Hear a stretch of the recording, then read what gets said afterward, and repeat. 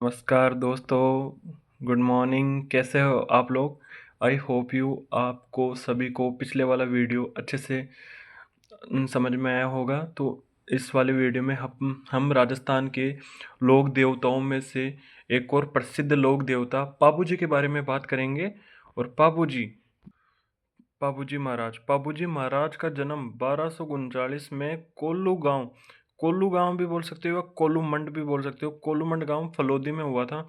इनके पिताजी का नाम क्या था? धंधल जी राठौड़ था। माता का नाम क्या था? कमला दे था। और पत्नी का नाम क्या था? फुलम दे या सुप्यार दे। अच्छा, इनकी पत्नी कहाँ की थी? अमरकोट के राजा सूरजमल सोडा की पुत्री थी।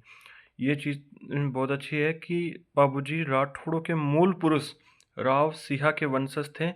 मेहर जाति के मुसलमान इन्हें पीर मानते हैं।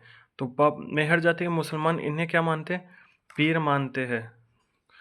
जायल, अब अच्छा इसके बाद में देखना कि जायल नागौर की देवल चारणी के पास केसर काल में घोड़ी थी जो बाबूजी की बहनोई जिंदराव खिची को भी अत्यंत प्रिय थी। इस लाइन का मैं आपको अच्छे से समझाता हूँ रिलेट करके कि यानी जायल नागौर यानी नागौर जो अपना आप ही डिस्ट्रिक्ट है।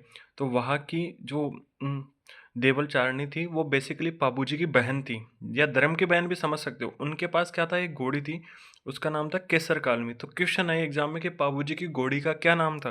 तो पाबूजी की घोड़ी का नाम था केसर कालमी। और यही घोड़ी पाबूजी के बहनोई जो जो अपन बोल सकते हैं पाबूजी के जो जीजाजी थे जिंदराव खिची, उनको भी प्रिय थी। अब देवल चारणी ने सहज शर्त यह घोड़ी पाबूजी को प्रदान कर दी। तो ज़्यादा बस इन इन लाइनों में एक ही क्वेश्चन बनेगा कि बाबूजी की घोड़ी का क्या नाम था?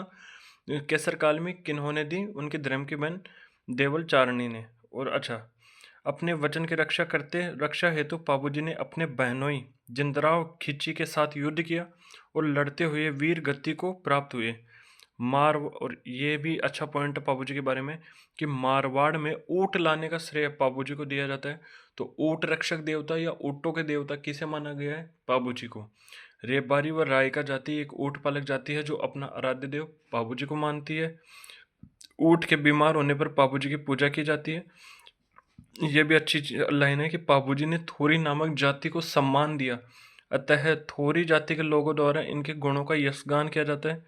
इसे पाबू धनी की याचना कहा जाता है। तो पाबू जी के बारे में बेसिकली दो जातियों का यहाँ पे इन्वेंशन किया गया है। एक तो रेबारी जाति और या रायका जाति, और दूसरी थोरी जाति। ध्यान रखना, थोरी जाति। और बाबूजी को लक्ष्मण का अवतार माना गया है। और हाँ, इनके साथ साथ बाबूजी के पवाड़े गाए जाते हैं, और पवाड़े गाते समय मुख्य वाद्य यंत्र माड बजाया जाता है। तो ये भी अच्छा पॉइंट है। प्रति वर्ष चैत्र अमावस्या को कोल्लू मंड गांव फलोदी में इनका मेला लगता है। और इनके मेले की विशेषता है कि बाबूजी के मेले में थाली नृत्य किया जाता है और गोगा जी के मेले में सांकल नृत्य किया जाता है।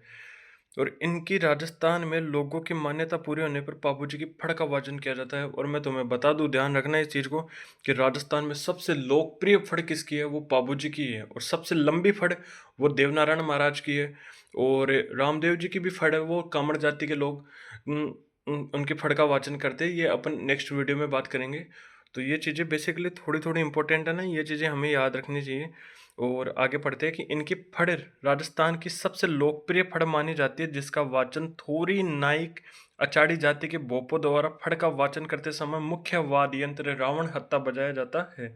तो क्वेश्चन आएगा कि बाबूजी की फड़ बजाते समय कौन से वाद्य यंत्र का प्रयोग किया जाता है? रावण हत्ता वाद्य यंत्र का।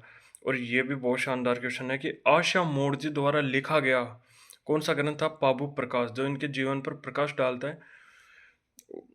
ये तो कोई है, हाँ, बेसिकली इन चीज़ों में एक बार ये भी ध्यान रख लेना कि बाबूजी के जो बोपे थे ना, तो उनके जो नाम थे ना, ये बेसिकली चांदा, देवा, पेमा, खलमल, चासल, खापू, खांदार। तो इनके सहयोगी हरमल रायका और सलजी सोलंकी थे।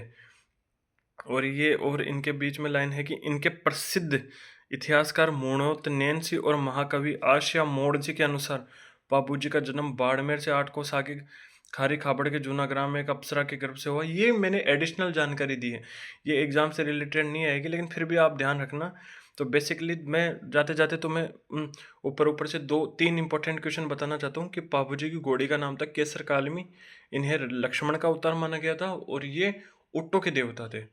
तो आई होप आपको मेरा ये वीडियो अच्छा लगा होगा। तो मिलते हैं नेक्स्ट वीडियो में। थैंक यू सो मच दोस्तों। तो ओके, बाय।